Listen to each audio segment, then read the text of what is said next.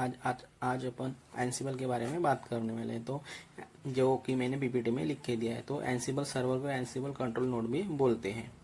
इसको वर्किंग को चेक करने के लिए प्लेबुक का भी यूज़ करेंगे। एनसिबल की जो डेफिनेशन है उसके बारे में बात करते हैं। तो Ansible is an open source command line IT automation software application written in Python.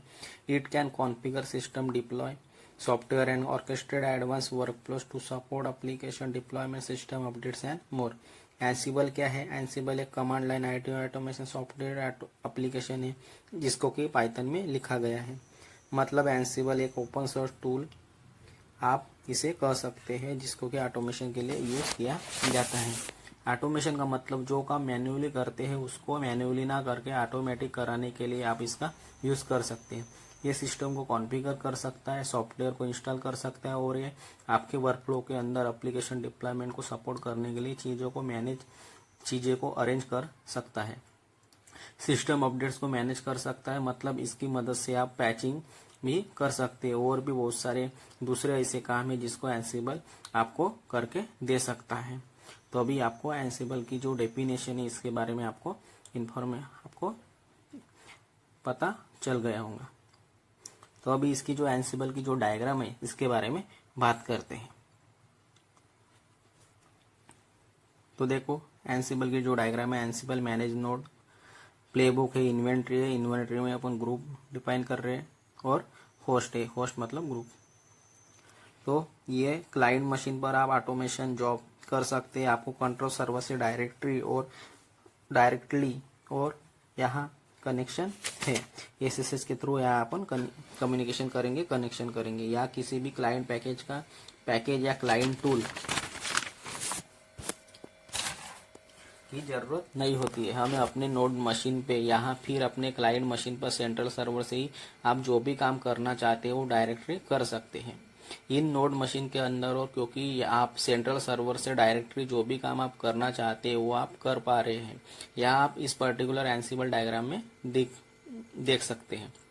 ये पुश बेस आर्किटेक्चर पे काम करता है, मतलब पुश बेस मैकेनिज्म पे काम करता है। यहाँ क्लाइंट साइड में कोई टूल या एप्लीकेशन रन नहीं हो रहा है जो कि वेट कर रही है। इंस्ट्रक्शन का कंट्रोल सर्वर से आप डायरेक्टली इसको पुश कर सकते हैं, कर रहे हैं अपने सेंट्रल नोड से, अपने कंट्रोल नोड से इन नोड मशीन पर जिन पर कि आपको कोई भी जॉब परफॉर्म करना है वो जॉब आप मॉड्यूल्स के थ्रू भी पुश कर सकते हैं कमांड की हेल्प से। और इसको आप प्लेबुक लिखकर स्क्रिप्ट की फॉर्म में भी रन कर सकते हैं। कोई भी ऐसा टास्क जो आप मैन्युअली ना करके आप ऑटोमेटिकली करना चाह रहे हो किन्हीं मशीन पर, एक या एक से ज़्यादा मशीन पर आप चाहते हो इनका एक, इसके लिए अपन ग्रुप बना के पूरे ग्रुप पर आप काम कर सकते हैं।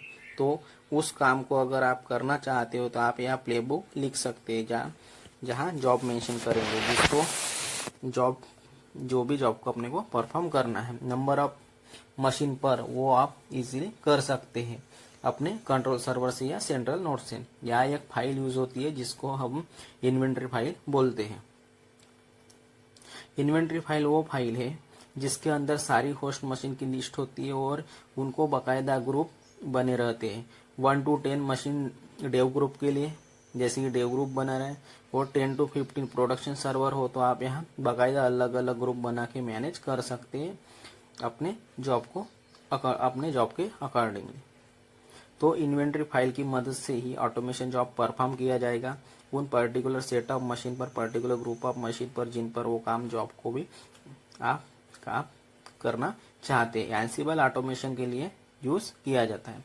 सपोज आप दूसरी मशीन पर इंजीनिक्स वेब सर्वर कॉन्फ़िगर करना चाह रहे हैं तो आप वो काम भी आप उस मशीन पर लॉगिन करके के बजाय डायरेक्टली उसको किसी भी दूसरी मशीन से भी कर सकते हैं, जिसको एनसिबल सर्वर या कंट्रोल नोड भी बोल रहे हैं। और ये काम आप जरूरी नहीं कि एक मशीन पर कर रहे हैं। अगर आप 1 लाख भी मशीन है तो आप एक ही बारी में उन मशीन पर ये काम कर सकते हैं।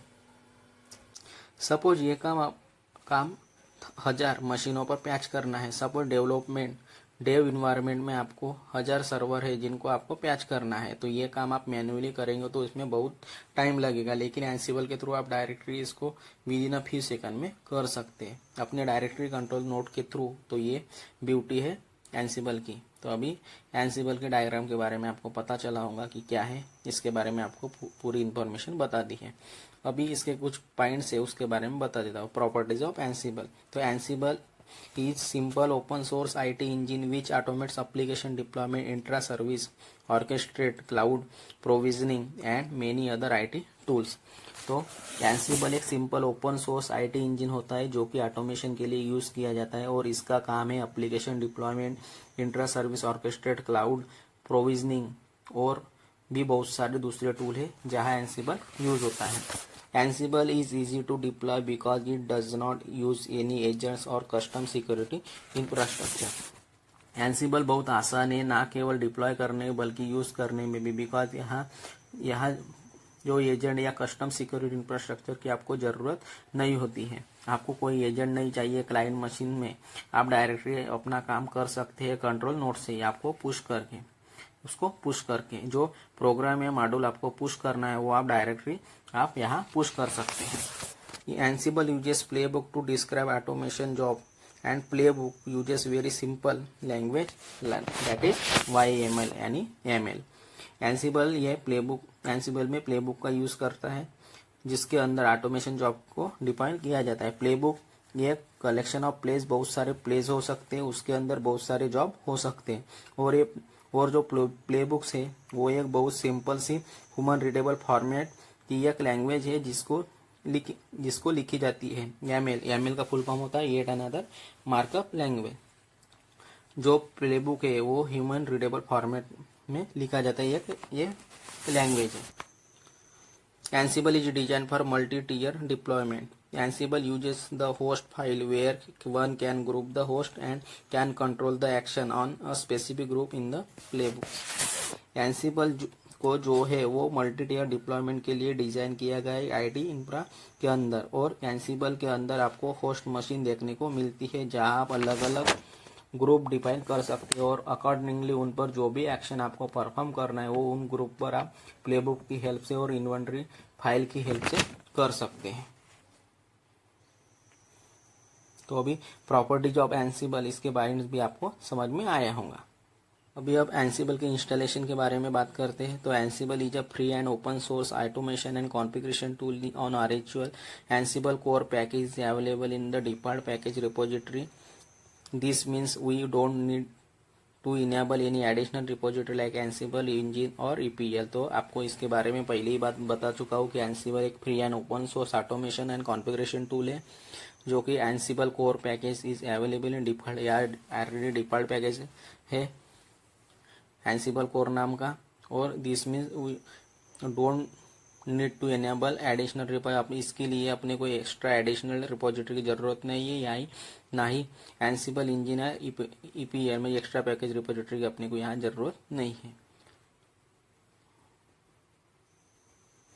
ठीक है, तो यहाँ कुछ पॉइंट्स उसके बारे में बता दो। प्री रिक्विजिट्स में देखो, machine having RHEL 9, normal user account having admin rights using sudo, locally configure repository और सब्सक्रिप्शन। जनरली हमें नॉर्मल यूजर अकाउंट के थ्रू ऑटोमेशन करना चाहिए। उसके लिए हमें ऐसा यूजर अकाउंट चाहिए जिसकी एंट्री sudo फाइल्स के अंदर हो। आप एक नॉर्मल यूजर अकाउंट बना लेंगे सारी मशीन पर, उसको sudo प्रिविलेज ग्रांट कर देंगे। या तो आपके पास सब्सक्रिप्शन होना चाहिए लोकल रिपोजिटरी का। तो आपको अभी प्री रिक्विजिट्स ऑफ इसके बारे में पता चला होगा। तो फ्रेंड्स, इस वीडियो में इतना ही। एनसिबल के बारे में आपको पता चल गया होगा।